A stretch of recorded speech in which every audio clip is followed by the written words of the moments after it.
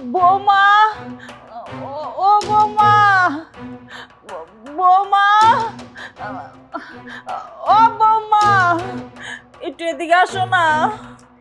কি হয়েছে? এভাবে ষাঁড়ের মতো চিৎকার চেঁচামেচি করতেছিস কিসের জন্য? বৌমা, আমি তো অনেকক্ষণ ধরে তোমার ডাকতেছি, তুমি তো আহো না। আর আমি তো উঠতেও পারি না, আমার বিছনাটা একটু পরিষ্কার করে দেওয়া যাও না। আমি না তোর যন্ত্রণায় আর বাঁচতে পারতেছি না। মরতে পারিস না, তুই মরিস না কেন? বৌমা, তুমি আমার মরণ কামনা করো, আমিও আমার মরণ কামনা করি। এই বাসার থেকে মইটা যাওয়া অনেক ভালো, কিন্তু আল্লাহ তো আমাদের নেয় না বৌমা। কারণ কি জানো, তোমার লাত্তি উঠে খাওয়ার লেগে আল্লাহ আমাদের বাঁচাই রাখছে। নইলে নইলে কি লেগে আমি উঠতে পারবো না। আমার এই যে হাত পা সব প্যারালাইসিস হয়ে গেছে। তোমার আশায় আমি বয়ে থাকি, তুমি কোন সময় খাওয়াই দিবা, আমার পোলায় খাওয়াই দিব, ওই আশায় আমি বয়ে থাকি। হবো মা, তুমি আমার মরণ কামনা করো, আমি যেন তাড়াতাড়ি করে মরে যাই, মরে যাই। আমি না আর সহ্য করতে পারতেছি না। থাম একটা মিনিট, আমি তোর ব্যবস্থা নিচ্ছি। সানি, সানি কোথায় আছো? এদিকে আসো। কি ব্যাপার, এত চিল্লাচিল্লি হচ্ছে কেন এখানে? চিল্লাচিল্লি হবে না কিসের জন্য? তোমার মা আমাকে কি বলছে? তোমার মায়ের এসব আমি এখন পরিষ্কার করব? কি ব্যাপার মিষ্টি, তুমি এভাবে কথা বলছো কেন? তুমি আমার মায়ের সেবা যত্ন করবো না তো কে করবে? আমি কেন করব? আমি করতে পারবো না, দরকার হলে তুমি করো। কি বলতেছো সব মিষ্টি? আজকে আমার মায়ের জায়গায় যদি তোমার মা শুয়ে থাকতো তাহলে তুমি সেবা যত্ন করতে না? অবশ্যই করতাম, কিন্তু সেটা যদি আমার মা হতো, তোমার মা না। কি বলতেছো তুমি সব? আমার মা তোমার মা, মানে তোমার মা আমার মা কি আলাদা নাকি? আমার মা কি তোমার মা আর তোমার মা কি আমার মা না? আমি তো তোমার মাকে কখনো আমি আলাদা করে দেখিনি, আমি তো শাশুড়ি হিসেবে কখনো গণ্য করিনি, আমি তো নিজের মা ভেবেছি। আর তুমি আমার মাকে কিভাবে কথা বলতেছো?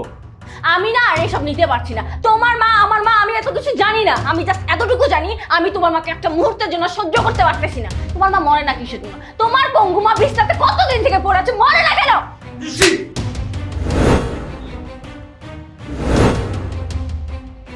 তুমি এই পঙ্গু মায়ের জন্য আজকে আমার গায়ে হাত তুললে? হ্যাঁ তুললাম। I am your wife. যেই মেয়ে তার শাশুড়িকে সম্মান দিতে জানে না, তার শাশুড়িকে সেবা যত্ন করতে পারে না, তাকে দেখলে ঘৃণা করে, সেই মেয়ে আমার কখনো বউ হওয়ার যোগ্য রাখে না। তোমার মতো মেয়ের সাথে আর এক মুহূর্ত সংসার করতে চাই না। তুমি এই মুহূর্তে এই বাসা থেকে বের হয়ে যাবা। তোমার মুখ যেন আমি কখনো না দেখি। আর ডিভোর্স লেটারটা সময় মতো পেয়ে যাবা। বাজান, আমার লেগে তোকে দুইজনের ভিতরে অশান্তি করিস না বাজান, অশান্তি করিস না। মা তুমি চুপ থাকো।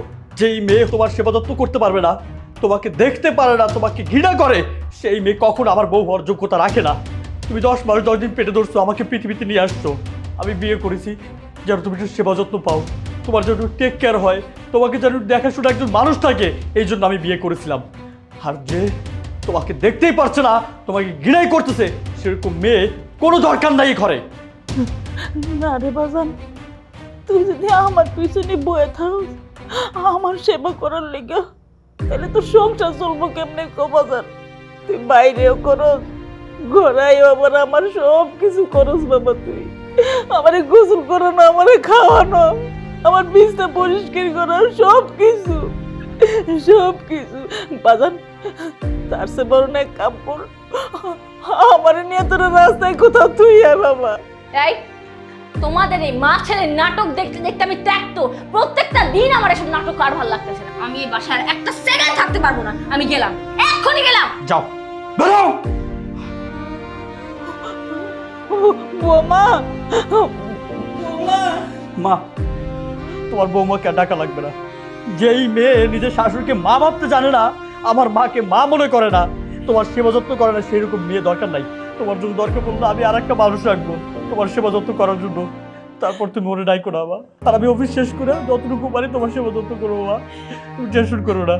তুমি স্যার আমার কে আছে মা? তুমি তো আমার আছো। যেই মানুষ আমার মাকে দেখতে পারে না, আমার মার সেবা যত্ন করতে পারে না, সে মানুষ আমার দরকার নাই মা।